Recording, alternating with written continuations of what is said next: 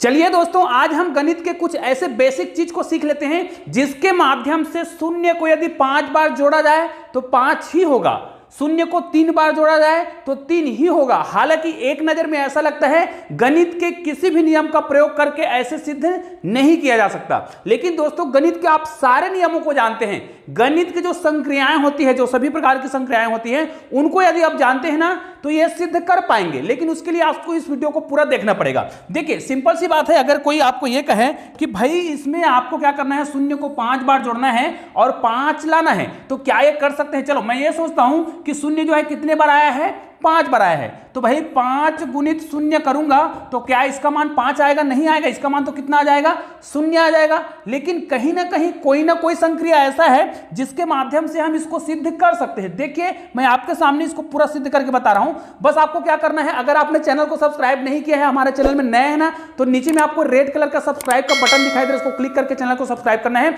Bell icon को press करके all को टच करना है और इस गणित को ध्यान से देखना है। देखिए हमें क्या करना है, 2 चीजें पता है, मैं 2 बेसिक चीजें आपको बता रहा हूं। जब भी आपको कोई ये कहता है कि भाई चलो आपको क्या करना है, कोई भी संख्या दिया है, मान लीजिए 555 दिया हुआ है, देखिए 555 मैं लिख रहा हूं, इसका घात 0 है, और हम छोटे क्लास के बच्चों को पूछे तो वो तो नहीं बता पाता है। लेकिन बहुत सारे प्रश्न ऐसे होते हैं जो कंपटीशन एग्जाम में आते हैं और इस प्रकार के प्रश्न दिए रहते हैं जिसका मान हमें ज्ञात करना होता है और बहुत सारी संख्या होता है, तो इसको आपको हमेशा याद रखना है, इसका मान हमेशा कितना होता है, 1 ही होता है। इसको आप बहुत सरल तरीके से हल कर सकते हैं, लेकिन मैं जो चीज बताने वाला हूं वो है फैक्टोरियल वाला। जी हां दोस्तों, आपको अगर कोई ये पूछे कि फैक्टोरियल 0 का मान कितना होता है, अगर ये आपको पता है तो बहुत सारे ऐसे प्रश्न होते हैं जिसका उत्तर आप बता सकते हैं। जी हां, तो चलिए आज हम पहले फैक्टोरियल 0 का मान निकालते हैं और दोनों ही प्रकार के संक्रियाओं को आप बहुत आसानी से सीख पाएंगे। देखिए हम फैक्टोरियल का एक मान जानते हैं, जैसे आपको पता हो फैक्टोरियल का, मुझे क्या करना है, फैक्टोरियल 0 का मान निकालना है कि कितना होता है,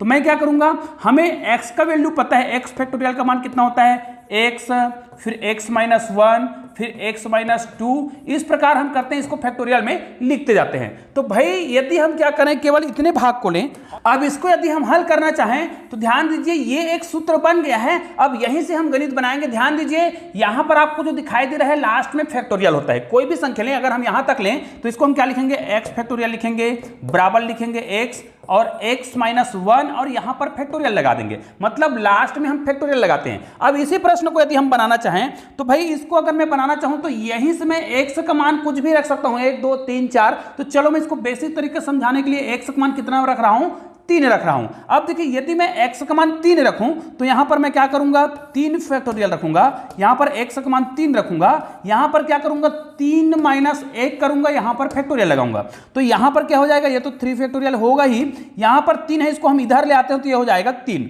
बराबर यहां पर कितना हो जा रहा है, 2 फैक्टोरियल हो रहा है। अब ध्यान दीजिए यहां से हमें एक सूत्र बना लेना है जो बहुत ही महत्वपूर्ण सूत्र बनेगा। देखिएगा अगर इससे मैं एक सूत्र बनाने का प्रयास करूं तो यहां पर देखिए ये सेम है और ये उनसे एक कम है, मतलब यहां पर देखिए इसको हम सूत्र रूप में लिखना चाहें तो ये x फैक्टोरियल था, तो यहां पर x सही है और यहां पर जो संख्या है वो x माइनस 1 है और यहां पर फैक्टोरियल है। तो अगर ये एक सूत्र के रूप में काम कर रहा है तो यहां पर हम नीचे में क्या लिख सकते हैं, इसको हम क्या लिखेंगे, अगर मैं 3 की जगह 2 लिखूं तो 2 फैक्टोरियल होगा, यहां पर 2 होगा, ठीक है, और यहां पर 2 से 1 कम होगा, इतना तो समझ आ गया होगा, तो यहां पर 1 फैक्टोरियल होगा। अब इसी को एक बार और नीचे करें, ध्यान दीजिए इसको मैं थोड़ा से एक बार और नीचे करूं तो यहां पर मैं क्या लिख सकता हूं, यहां पर मैं लिख सकता हूं, ध्यान दीजिएगा यहां पर देखिए हम क्या लिखेंगे, अगर 2 को हम क्या लिखें, 1 लिखें तो यहां पर 1 फैक्टोरियल होगा, तो यहां पर भी 1 ही होगा। अब यहां पर 1 और कम करेंगे, मतलब 1 माइनस 1 करेंगे ना सूत्र के तहत, तो यहां पर कितना आ जाएगा, 0 फैक्टोरियल आ जाएगा। अब देखिए 0 फैक्टोरियल, यहां पर आपको एक चीज समझ आ गया होगा, इन सूत्रों से आपको एक चीज समझ आ गया, थोड़ा सा मैं इसको छोटा कर देता हूं। यहां पर देखिए ये संख्या आपको एक सूत्र दे रहा है, सभी को आप क्या करेंगे, सोचेंगे इन तीनों को, तो आपको एक सूत्र मिल गया है। अब वो सूत्र क्या है, यहां पर देखिए 1 फैक्टोरियल का मान कितना होता है, 1 फैक्टोरियल का मान तो 1 ही होता है और बटे 1 है और बराबर यहां पर 0 फैक्टोरियल दिख रहा है, तो निश्चित रूप से यहां पर आपको 0 फैक्टोरियल का मान, मतलब आपको कितना मिल गया है, 1 फैक्टोरियल, यहां पर 1 मान बन गया है, मतलब 0 फैक्टोरियल का मान कितना होता है, 1 होता है। अब आपको समझ आ गया होगा कि कोई भी संख्या का आप क्या कर सकते हैं, उसको शून्य के रूप में हल करना चाहे तो कर सकते हैं। एक प्रश्न मैंने और बताया था कि 555 का घात यदि क्या हो, शून्य हो, तो इसका मान 1 होता है। इसको भी आप किस रूप में हल कर सकते हैं, घातांक के जो नियम होते हैं, ध्यान दीजिएगा घातांक का नियम क्या कहता है कि अगर हम x का घात क्या माने, m माने, ठीक है। और यहीं पर अगर हम x का घात, यहां पर x लिखना पड़ेगा, x का घात क्या माने, n माने, तो इनको यदि हम हल करें, ध्यान दीजिए, तो x का m प्लस n हो जाएगा। देखिए आधार समान हो तो घात क्या होता है, जुड़ता है। अब इन्हीं में से क्या करें हम, x, देखिए सॉरी x नहीं लिखना पड़ेगा, यहां पर हम क्या करेंगे, किसी एक का मान, जो देखिए या तो m का मान या फिर n का मान को हम क्या मान ले, 0 मान ले। तो देखिए यहां पर m का मान यदि हम 0 रखें तो यहां पर हमें एक चीज मिलेगा, देखिएगा ये बेसिक चीज है, जैसे x का मान,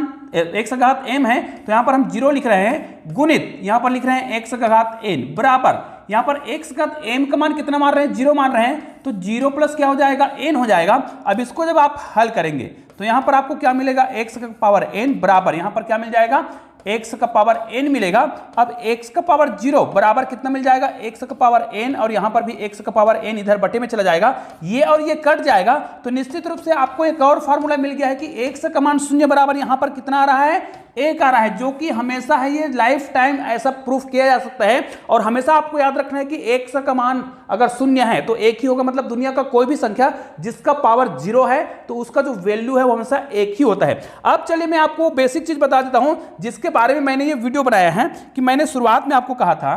कि कोई भी संख्या